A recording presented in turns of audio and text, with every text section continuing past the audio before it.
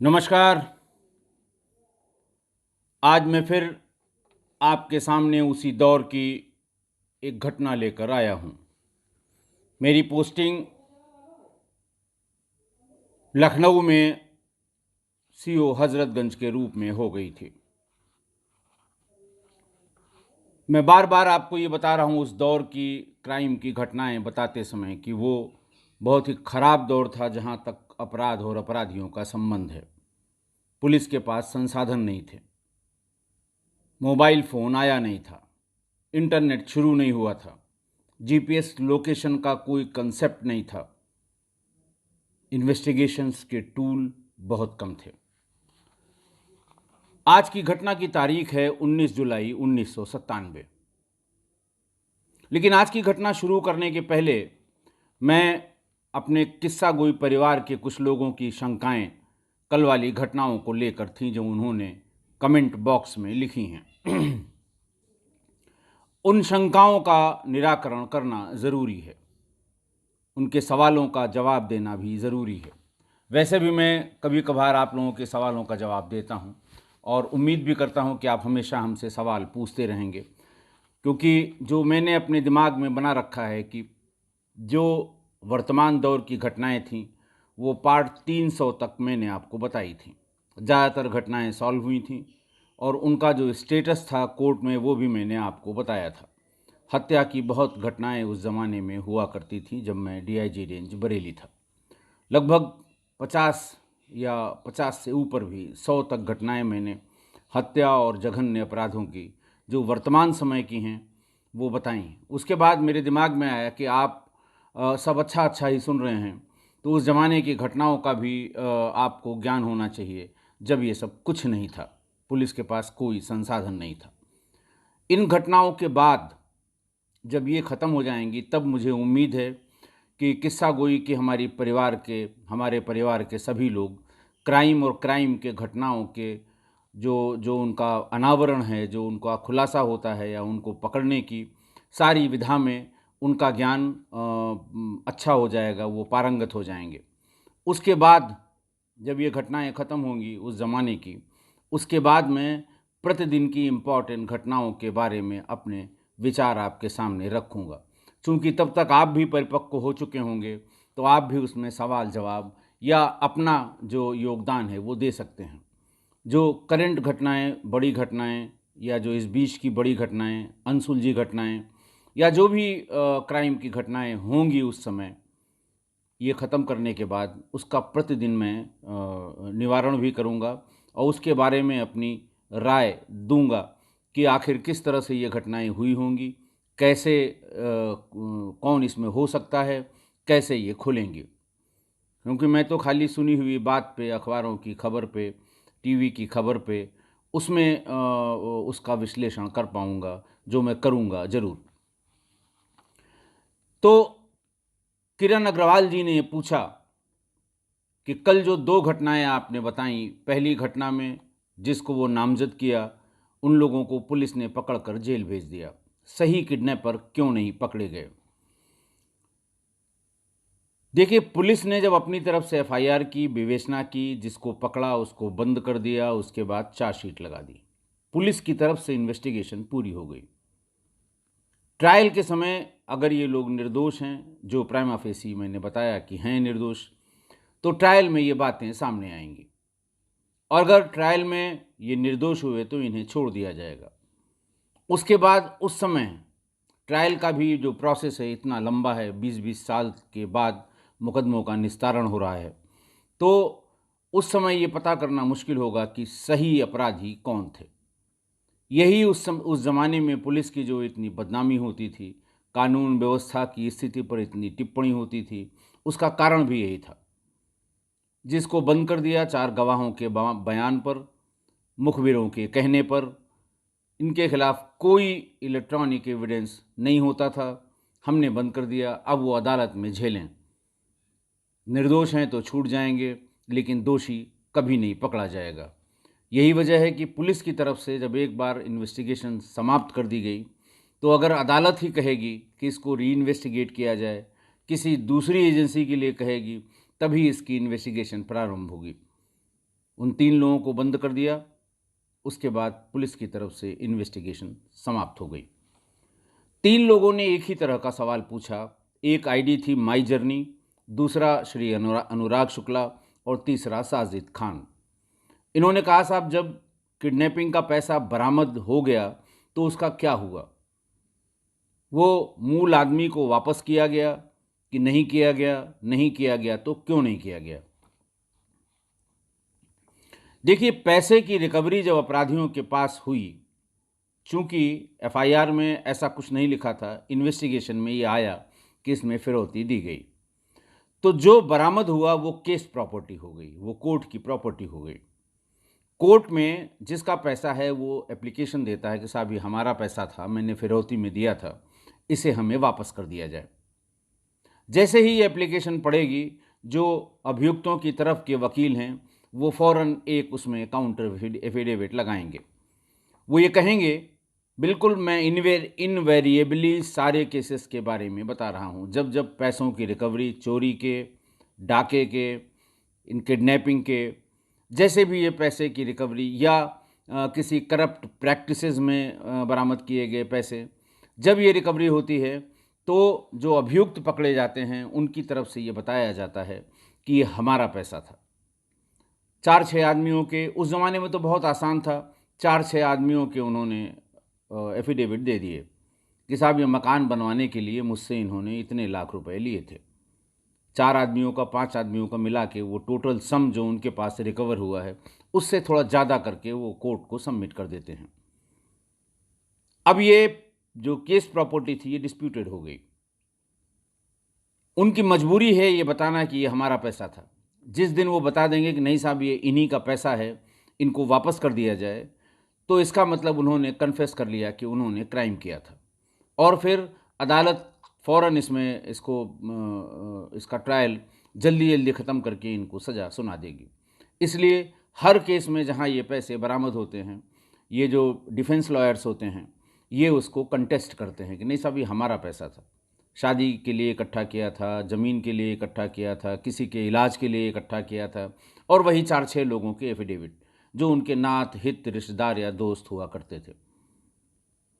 इस प्रैक्टिस की वजह से जब तक ट्रायल न हो जाए पूरा और अभियुक्तों को सज़ा या जो भी उनका होना है फाइनल रिपोर्ट या एक्विटल उनका न हो जाए, तब तक कोर्ट ये पैसा संबंधित को वापस नहीं करती हैं। अपने उस फैसले में ही लास्ट में ये लिखा होता है कि इतना पैसा जो रिकवर किया गया था ये फ़लाँ को वापस कर लिया जाए। अगर फ़लाँ के बारे में भी कोई डिस्प्यूट है तो उसको सरकारी खजाने में जमा करने का आदेश कोर्ट दे देती है।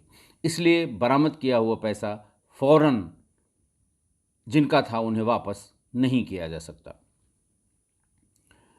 नाबा स्टूडियो आईडी है और इन्होंने कहा कि सर मैं आसाम से हूँ, आपका रेगुलर व्यूवर हूँ, मुझे आपका ईमेल आईडी चाहिए। मैंने लगभग हर एपिसोड में कमेंट में अपनी ईमेल आईडी दी है पिछले 15-20 दिनों से, फिर भी मैं आपको रिपीट कर दूं, मेरी ईमेल आईडी है Rajesh Pandey RAJESHPANDEY, all small, no gap, no underscore, no dash, 61 Rajesh Pandey 61 @gmail.com।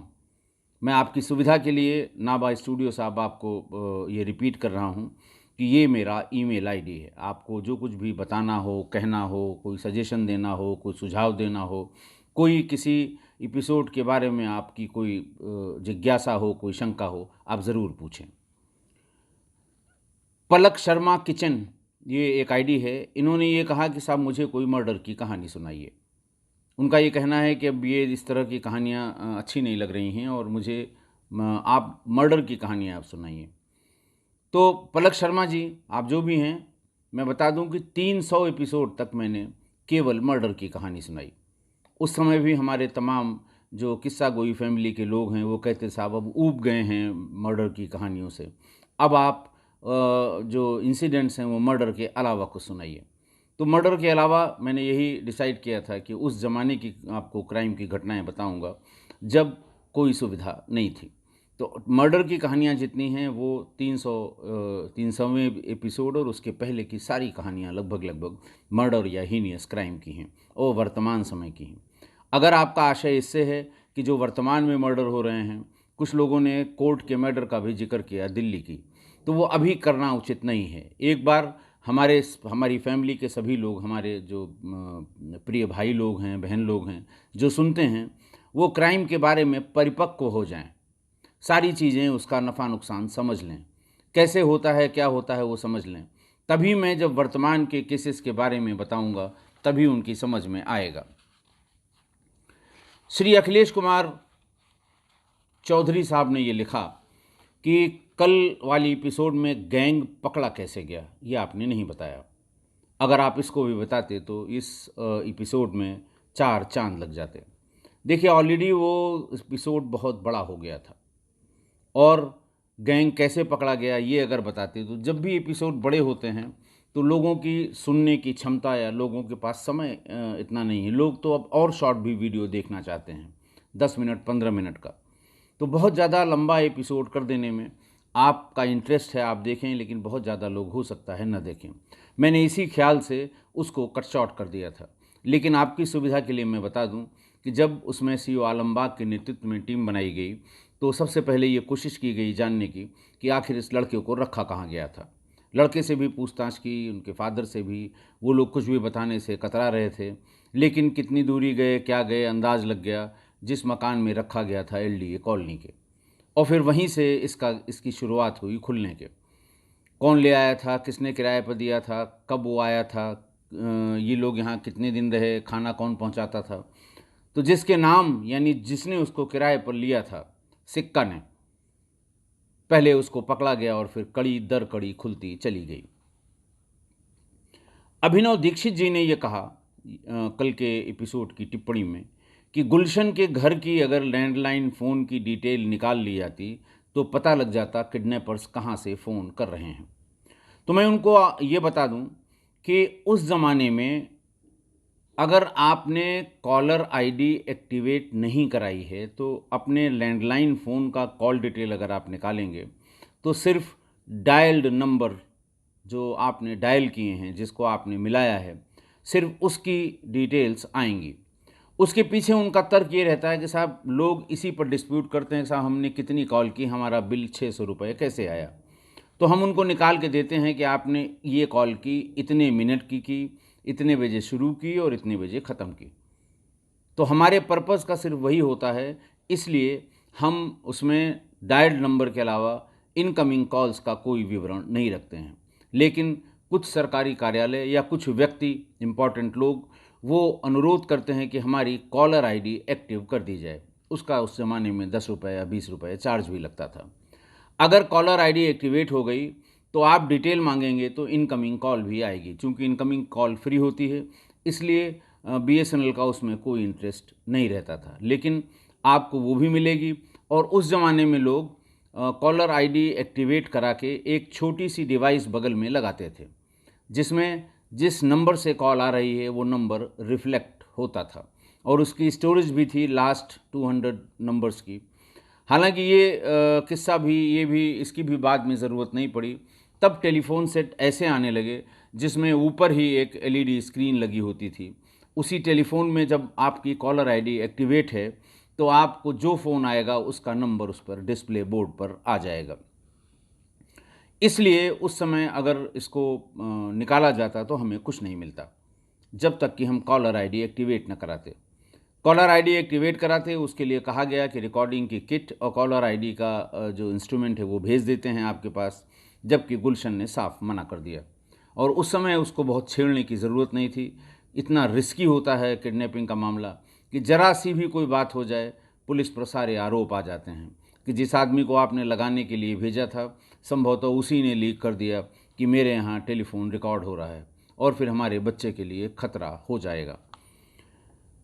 Ramesh सूद साहब ने यह कहा कि लापरवाह पुलिस अफसर पर क्या कार्रवाई हुई, ये नहीं बताया आपने पिछले कुछ एपिसोड में पुलिस की लापरवाही तो बताई, लेकिन उन पर क्या कार्रवाई हुई ये नहीं बताया। श्री सुरेश सूद साहब ने ये जानना चाहा है। तो सुरेश जी, पुलिस पर कार्रवाई करने की बड़ी लंबी प्रक्रिया है। उस ज़माने की बात कर रहा हूँ। सबसे पहले अगर उनकी लापरवाही है, उनकी ढिलाई है, उनकी बदमाशी है, उनकी बेईमानी है, तो एक रिपोर्ट जनरेट की जाती है जो सुपरवाइजरी अफसर है, इमीडिएट सुपरवाइजरी अफसर, कि इस मामले में सपोज़ करिए एसएसपी ने उनसे पूछा कि इस मामले में किसकी लापरवाही है, आप जांच करके बताइए। इस मामले में ऐसा लग रहा है कि लापरवाही की गई है, आप गुणदोष के आधार पर जांच करके हमें बताइए। एक चिट्ठी आती है। चिट्ठी के बाद वो गस्टेड अफसर उसकी जांच शुरू करता है। जांच में सबसे पहली जो जांच होती है उसको प्रिलिमिनरी इंक्वायरी यानी पीई कहते हैं। पी में वो सारे फैक्ट्स जो एसएसपी साहब के यहाँ से या सीनियर अफसर से या शासन से कम्युनिकेट हुए हैं कि ऐसा लगता है इन इन बिंदुओं पे फलां अधिकारी ने बदमाशी की है, बेईमानी की है, लापरवाही की है, अकर्मण्यता है उसकी, तो उन बिंदुओं पे वो जांच करते हैं। उस ज़माने में थाने की जनरल डायरी, थाने की केस डायरी, थाने का सारा रजिस्टर वो उनका होता था, थाना इंचार्ज का। इसीलिए उसमें बहुत फजिंग होती थी। कंप्यूटराइज्ड कुछ था नहीं। जनरल डायरी में एग्जैक्टली जो काम होना चाहिए, बहुत ही सैक्रोसेंट डॉक्यूमेंट जनरल डायरी यानी जीडी को कहा जाता था, कि थाने की हर एक्टिविटी उसमें रिकॉर्ड होती है। हर एक्टिविटी का मतलब हर एक्टिविटी, कौन आया, कौन गया, सिपाही कहाँ रवाना हुआ, दरोगा जी कहाँ रवाना हुआ, किस पर्पज़ से रवाना हुए, वापस आए तो क्या उन्होंने बताया, ये सब चीज़ें उसमें रिकॉर्ड होती हैं। लेकिन उस ज़माने में ये लोग कच्ची जीडी चलाते थे। एक कच्चे रजिस्टर पर सारी चीज़ें लिखते जाते थे और फिर जब पक्के पे चढ़ाना होता था ओरिजिनल प्रोफार्मा वाली जनरल डायरी पर, तो उसमें अपने हिसाब से टाइम को एडजस्ट करके आगे पीछे कर लिया करते थे।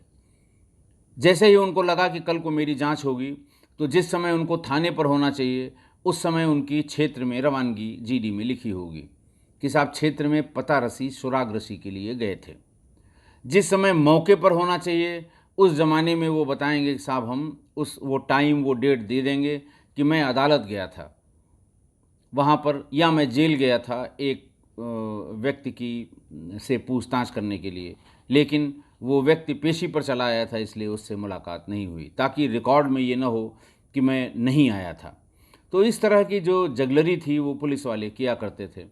और तब भी अगर उन जांच में ये साबित हो गया कि उन्होंने गड़बड़ी की है तो फिर डिपार्टमेंटल कार्रवाई होती है, विभागीय जांच होती है। उसकी भी प्रक्रिया बहुत लंबी है। उस पीई में जिसने पीई की है उसके भी बयान होते हैं। जिस पे आरोप है उससे वो जिरह करता है, जो पीठासीन अधिकारी है जो विभागीय कार्रवाई कर रहा है। क्वासी जुडिशियल इन प्रोसेस होती है विभागीय कार्रवाई की, ठीक उसी तरह जैसे अदालतों में होती है। फिर भी अगर उस कर्मचारी को ये लगा कि अब मैं फंस जाऊंगा, तो वो अपना ट्रांसफ़र दूसरे ज़िले में किसी पॉलिटिकल आदमी को पकड़ के करा लेता था कि दूसरे ज़िले चला जाऊंगा, यहाँ का सब मामला है, लोग भूल जाएंगे, नए सिरे से जांच पड़ताल होगी, बहुत टाइम लगेगा, तब तक हमारा प्रमोशन भी हो जाएगा। तो ये सब तिकड़में थीं उस ज़माने में, क्योंकि कोई पकड़ नहीं थी। मान लिया उन्होंने कहा कि घटनास्थल पे मैं तुरंत पहुंच गया था, जबकि वो 3 घंटे बाद पहुंचे, तो अगर आज का ज़माना होता तो फ़ौरन पता लग जाता कि उनका मोबाइल किस जगह पे किस समय पहुंचा था। और बिना मोबाइल के वो रह भी नहीं सकते। मोबाइल को वो मना नहीं कर सकते क्योंकि सरकार ने उनको मोबाइल दे रखा है। तो उस ज़माने में ये दिक्कतें थीं, लेकिन फिर भी ग्रॉस मिसकंडक्ट में, ग्रॉस नेग्लिजेंस में उस समय भी सस्पेंशन हुआ करते थे और ट्रांसफ़र तो कर ही दिया जाता था। जैसे कल की किडनैपिंग में रामलाल राय इंस्पेक्टर साहब, उनको हटा दिया गया, वहाँ से लाइन में कर दिया गया और नए इंस्पेक्टर को चौधरी साहब थे, उनको चार्ज दे दिया गया था। अब का दौर नहीं था। आज तो वीडियो रिकॉर्डिंग है।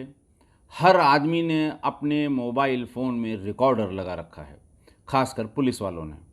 पब्लिक का हर आदमी, मुकदमेबाज टाइप का आदमी, चालाक आदमी, पॉलिटिकल आदमी, ये सब अपने सुओ मोटो डिफ़ॉल्ट में ये रिकॉर्डर को खोले रहते हैं।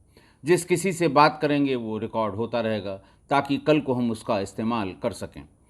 तो एक तो वीडियो क्लिपिंग्स, दूसरा कॉल रिकॉर्डिंग, तीसरा लोकेशन में आप झूठ नहीं बोल सकते, चौथा सीसीटीवी। इतने चीज़ों के होने के बाद लापरवाह पुलिस अफसर की बहानेबाजी और झूठ, उसकी गुंजाइश बहुत कम हो जाती है। इसीलिए जैसे ही वीडियो आता है उसमें किसी बयान की ज़रूरत नहीं होती, बस संबंधित के आसपास रहने वाले उसको पहचान लें कि हाँ साहब ये फ़लाँ ही हैं, और फ़ौरन कार्रवाई होकर सस्पेंड कर दिया जाता है।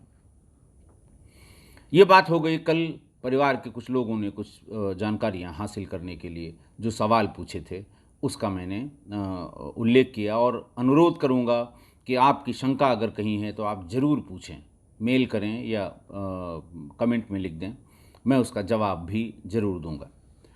आज जिस घटना का जिक्र मैंने शुरू किया था वो 19 जुलाई 1997 की है। थाना है गाज़ीपुर, ज़िला है लखनऊ। गाज़ीपुर थाना बड़ा इम्पॉर्टेंट थाना है ट्रांसगोमती क्षेत्र का, जिसके अंतर्गत या जिस क्षेत्र में इंदिरा नगर लोकेलिटी आती है। गोमती नगर के बाद लखनऊ की सबसे बड़ी कॉलोनी इंदिरा नगर है, जहाँ बहुत रीसेंट लोग यानी जो नए लोग यानी नई बसी हुई कॉलोनी है वो। वहाँ घटनास्थल था ब्लॉक सी का मकान नंबर 2231, 2231। समय था 9:30 बजे। उस मकान में श्री गोपाल शरण श्रीवास्तव, जो राजकीय निर्माण निगम की यूनिट 23 में असिस्टेंट इंजीनियर थे। 9:30 बजे के आसपास उनसे एक ठेकेदार, उनका ठेकेदार, जो चूंकि वो इंजीनियर थे, निर्माण निगम में थे, कंस्ट्रक्शन का काम चल रहा था, तो उनका ठेकेदार सचान उनसे मिलने आया। घर पे उससे मुलाकात हुई। उसने अंबेडकर उद्यान के निर्माण के सिलसिले में कुछ बातें उनको बताईं। अंबेडकर उद्यान का उस समय निर्माण बहुत जोरों पे चल रहा था। सारे रिसोर्सेज अंबेडकर उद्यान के निर्माण में ही लगे हुए थे। टाइम बाउंड बताया जाता था कि इतने दिन में ये तैयार होगा, इतने दिन में ये तैयार होगा। उसने कुछ बातें इनको बताईं कि साहब साइट पे ये गड़बड़ है, ये सही है, ऐसा कर लिया है। तो उन्होंने तुरंत उत्तर दिया, गोपाल चंद्र श्रीवास्तव ने, कि ऐसा करो, आप मौके पर पहुंचो, आप साइट पर पहुंचिए, बस मैं तैयार होके आ रहा हूं। उन्होंने सचान को ये भी बताया था कि मैं अभी चल देता, लेकिन चूंकि मैंने नहाया नहीं है इसलिए तुम वहाँ पहुँचो, सबको बुला लो, जो वहाँ के लेबर हैं और बाकी लोगों को जो मटेरियल है वो सबके लिए एक एक आदमी निकाल के रखिए, मैं मौके पर ही इसको आकर देखूँगा। नहाए धोए और वहाँ से करीब 10:30 बजे सचान उसके बाद चले गए। वो वहाँ पहुँच भी गए। लगभग 10:30 बजे तैयार होकर अपनी मारुति 800 से अपने मकान इंदिरा नगर के जो मैंने बताया था कि मकान नंबर ब्लॉक सी में मकान नंबर 2023 से वो अपनी मारुति 800 से निकले। वो गाड़ी खुद ड्राइव कर रहे थे और उनकी गाड़ी में दूसरा कोई नहीं था। गोपाल शरण श्रीवास्तव जैसे ही अपने घर से करीब आधा किलोमीटर आगे बढ़े ब्लॉक सी वाले चौराहे पर, वहीं पर बगल से निकलते हुए 2 मोटरसाइकिल सवार यंगस्टर्स ने उनको रुकने का इशारा किया। पहले ओवरटेक किया, जब उन्होंने उसको बाएं दाएं कर लिया अपनी गाड़ी को, तो उनको रुकने का इशारा किया। गोपाल शरण श्रीवास्तव ने अपनी कार को धीमी कर लिया। धीमी करते ही वो दोनों लड़के जो मोटरसाइकिल सवार थे वो उनके बगल में, उनके पैरेलल, उनके समानांतर चलने लगे। और जैसे ही शीशे के पास, ड्राइविंग सीट के शीशे के पास वो दोनों लड़के पहुँचे, पीछे वाले ने एक पिस्टल निकाली और ताबड़तोड़ फायर गोपाल शरण श्रीवास्तव पे कर दिया। कई गोलियां चलाईं, 8 या 9 गोलियां उस समय चलाई गईं, जिनमें से 4 गोपाल शरण श्रीवास्तव के सिर और सीने पर लगीं। चूंकि पिस्टल उन्होंने देख ली थी, घबरा गए थे, तो ऐसा लगता है घबराहट में ब्रेक की जगह उन्होंने एक्सेलेटर पर पैर रख दिया। गाड़ी तेज हुई, डिसबैलेंस हुई, गोली लग चुकी थी, तुरंत मर भी चुके थे। लेकिन जो 1-2 सेकंड, 4 सेकंड, 5 सेकंड का जो अंतर होता है, उसमें ये हो गया कि जब गाड़ी तेज हुई तो सामने से आ रहे 2 बच्चे स्कूली ड्रेस में, एक बच्चे का नाम संचित सिंह, दूसरे का नाम सुधींद्र सिंह। 4 साल का संचित सिंह और 6 साल का सुधींद्र सिंह। उनसे ये कार जाके टकरा गई। संचित सिंह की मौके पर ही मौत हो गई। सुधींद्र सिंह बुरी तरह घायल हो गया। पब्लिक लपकी कि देखिए एक्सीडेंट कर दिया लापरवाह ड्राइवर ने, बच्चे की मौत हो गई। मैं आपको बहुत बार बता चुका हूँ, किसी बच्चे के साथ कुछ दुर्घटना होती है तो लोग उसमें पार्टिसिपेट ज़रूर करते हैं। उसके बाद के इवेंट में भीड़ इकट्ठा हो गई। भीड़ ड्राइवर की तरफ लपकी कि इसकी लापरवाही से एक बच्चे की जान गई, दूसरा बहुत ही सीरियसली इंजर्ड हो गया। तभी उन्होंने देखा कि ड्राइवर खुद भी खून से लथपथ स्टीयरिंग के ऊपर पड़ा हुआ है। उसके कमर के ऊपर का हिस्सा स्टीयरिंग पे लटका हुआ था और पूरा सिर और सारे कपड़े खून से लथपथ थे। भीड़ में ही किसी ने इशारा भी किया कि शीशे को देखो। जो शीशा लगा हुआ है ड्राइविंग सीट के ठीक बगल वाला जो गाड़ी के दरवाजे का शीशा है, उसमें गोलियों के निशान पड़े हुए थे।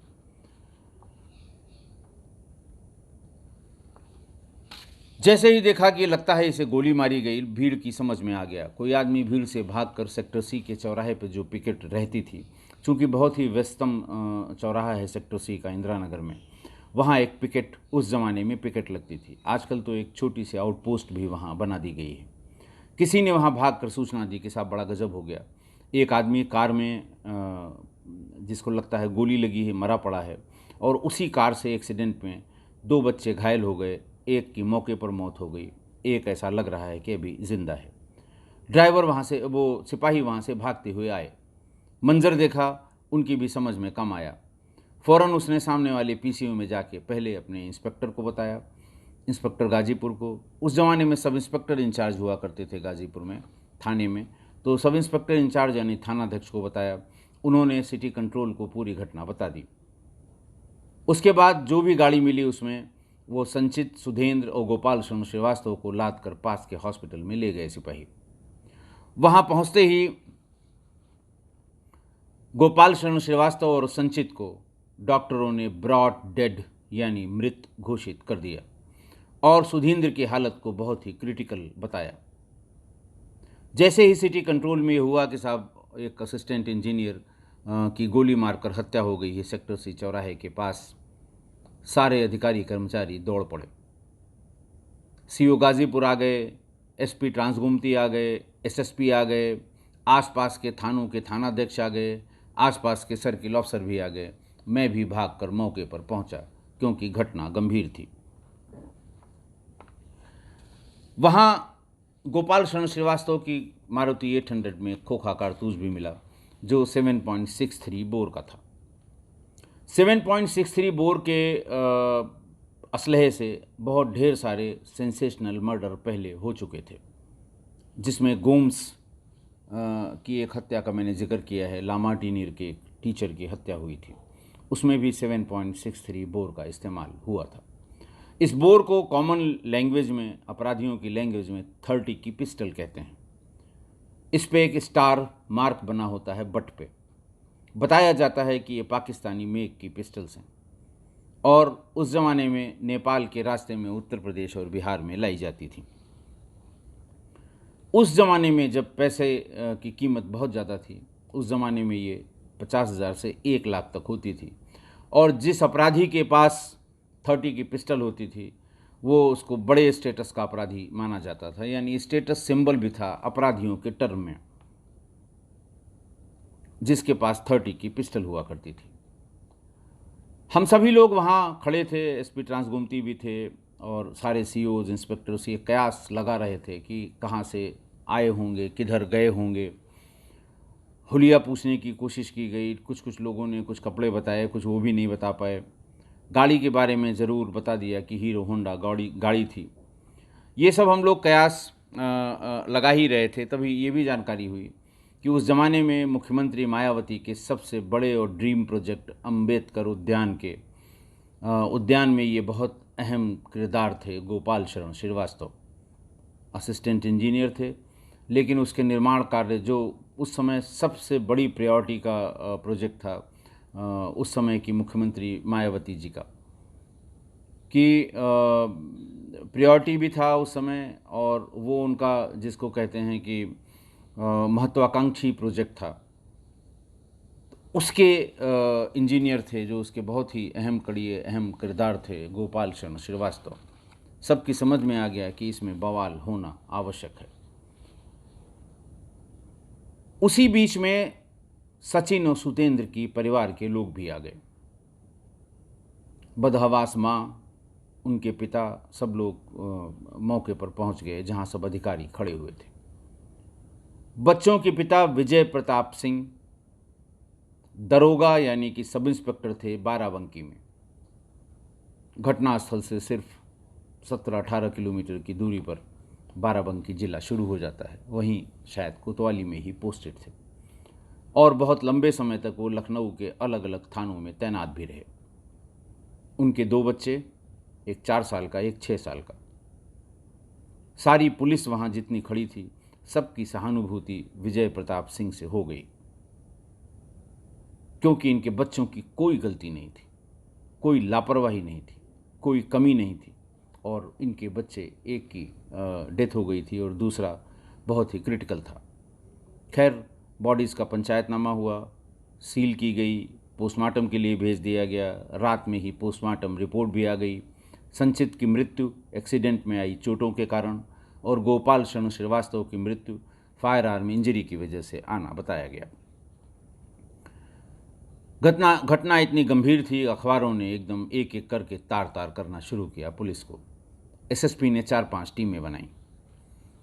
कम से कम 50 ठेकेदारों को जो जुड़े हुए थे अंबेडकर उद्यान के प्रोजेक्ट से, पुलिस उनको उठा लाई। कुछ छात्र नेता उस ज़माने में लखनऊ यूनिवर्सिटी के, वो भी ठेकेदारी का काम कर रहे थे, वो भी उठ के थाने पर आ गए। बहुत से लोगों को उठाया गया और अगला काम किया गया कि लखनऊ की जिन जिन घटनाओं में 7.63 यानी 30 की पिस्टल का इस्तेमाल हुआ था, उनके खोखे मंगा के, और ये खोखा जो उनकी गाड़ी में मिला था, उनको बैलिस्टिक एक्सपर्ट्स के पास एफएसएल में भेज दिया गया। उनसे एक ही क्वेरी की गई कि ये सभी खोखे कारतूस किसी एक आर्म से चले हैं कि अलग अलग आर्म से चले हैं। अगर एक आर्म से चले होते तो फ़ौरन पुलिस की तफ्तीश उन घटनाओं में जहाँ तक बढ़ी है उसके आगे की बात सोची जाती, उसके आगे की विवेचना की जाती। पूर्वांचल के गिरोहों पे शक किया जाने लगा, सत्तू पांडे पे शक किया जाने लगा। श्री प्रकाश शुक्ला ने कई सनसनीखेज अपराध उस समय तक कर दिए थे, उस पे शक किया जाने लगा, लेकिन कुछ हासिल नहीं हुआ। इस मामले में पुलिस ने किसको बंद किया, किसका चालान किया, किसके खिलाफ चार्जशीट दाखिल की, ये भी किसी को पता नहीं। मैंने कभी उसके बाद किसी अखबार में या किसी के मुंह से नहीं सुना कि कौन कौन पकड़े गए, पर पकड़े जरूर गए होंगे। इम्पॉर्टेंट घटना थी, इसलिए इसका निस्तारण जरूर हुआ होगा। अभी आज मैंने दिन में कोशिश की गाजीपुर थाने से पूछने की कि भाई उस समय 97 के कोई रिकॉर्ड हैं। वहाँ से उत्तर आया कि नहीं सर, कोई रिकॉर्ड नहीं है, 24 साल पुरानी घटना है। इस बीच में थाना इंदिरा नगर पूरी तरह से तोड़ के नए सिरे से बनाया गया है, पुराने सभी रिकॉर्ड नष्ट हो गए हैं और ये बताना मुश्किल होगा। मैंने उनसे ये पूछा कि अगर पैरोकार बता सके कि इसके ट्रायल का क्या हुआ। उन्होंने आधे घंटे बाद फिर बताया कि साहब जो पैरोकार है उसने भी कोशिश की, अदालत से भी कुछ पता नहीं लगा। अगर आज का डिजिटलाइजेशन का दौर होता, जो मैंने 300वें एपिसोड से पहले के लिए आपको बताया है, सब 1 मिनट में खाली फ़ोन करने पर सारी जानकारी मिल जाती थी। CCTNS में लॉगिन करके थाने वाला बता देता था कि इस तारीख को घटना हुई थी, इस तारीख को चार्जशीट सबमिट हुई, इस तारीख को फलां अरेस्ट हुए, इनका ट्रायल शुरू हो गया, ट्रायल में क्या हुआ ये भी वो लोग बता दिया करते थे, क्योंकि सब थानों पर अब ये डिजिटलाइज्ड हो गया है। बस उस समय तक ये बात तय हो गई थी कि चूँकि अंबेडकर उद्यान में कई 100 करोड़ रुपए गवर्नमेंट ने इन्वेस्ट किए थे और पैसों का फ्लो बहुत ज़्यादा था टॉप टू बॉटम, तो शायद रंगदारी वसूल करने के लिए गोपाल शरण श्रीवास्तव की किसी गैंग ने हत्या कर दी। ये भी बात सामने आई थी कि 2 राइवल गैंग्स में किसी एक को गोपाल शरण श्रीवास्तव जी पैसा देते थे और ये लोग जब पैसा लेने गए तो इनको मना कर दिया गया। इतनी बात वहाँ ज़रूर पता लगी थी, लेकिन ये कयास थे। एक्चुअली हुआ क्या ये मुझे नहीं पता। आज की घटना में गोपाल शरण श्रीवास्तव की तो हत्या हो गई, लेकिन बेचारा अंकित और सुधेंद्र वो तो अनायास इसकी चपेट में आ गए और संचित की मृत्यु भी हो गई। किसी ने नहीं सोचा था कि 2 निरीह बच्चों के साथ ऐसा भी कुछ हो सकता है। It was beyond imagination. Technically अगर देखा जाए पुलिस की भाषा में या पुलिसिंग की भाषा में, टेक्निकली जिस गाड़ी से इनका एक्सीडेंट हुआ है उसके ड्राइवर के खिलाफ लापरवाही से ड्राइव करने का मुकदमा कायम किया जाना चाहिए था, लेकिन ड्राइवर मौके पर मारा जा चुका था। ये दिक्कत थी कि अगर एक्सीडेंट का मुकदमा लिखाया जाएगा तो एक पर्चे में, एक केस डायरी में ही इसमें एफआईआर लगानी पड़ेगी कि हाँ साहब, उसने ड्राइवर ने लापरवाही से चलाई, तभी बच्चे की मृत्यु हुई, एक घायल हुआ, लेकिन अभियुक्त मर चुका है, इसलिए इसमें फाइनल रिपोर्ट लगाई जाती है। और अगर अज्ञात हमलावरों के खिलाफ एफआईआर कराई जाए कि साहब अज्ञात हमलावरों की गोली की वजह से डिसबैलेंस हुए, तब बच्चों को चोट लग गई, जिसमें एक बच्चे की मृत्यु हो गई, तो अगर सही आदमी पकड़े गए तो उन पर दोष साबित नहीं होगा, क्योंकि सीधे उन्होंने इनकी हत्या नहीं की है। बहुत मंथन किया गया, बहुत घंटों इस पे मंथन बड़े पुराने लोगों से, सब लोगों को बिठा के किया गया, और अंत में यही पाया गया कि एक्सीडेंट की इस घटना को भी हत्या की उस एफआईआर में शामिल कर दिया जाए और उसको चेन ऑफ इवेंट में, सीक्वेंस ऑफ इवेंट में डाला जाए कि चूंकि उनके सिर में गोली लग गई, सीने में गोली लग गई, और वो 1-2 मिनट में गाड़ी उनकी डिसबैलेंस हो गई और बच्चे सामने से आ रहे थे, इस वजह से बच्चों के साथ ये हादसा हो गया। तमाम सोच विचार के बाद उसी में शामिल करके एक्सीडेंट को उसकी विवेचना की गई, ताकि ये भी अपराध उसी आदमी के जिम्मे जाए जो पकड़ा जाए। 2 हत्याओं का अपराध उस पर जाना चाहिए, ऐसा मान के हम लोगों ने ये एफआईआर की थी, और होना भी यही चाहिए।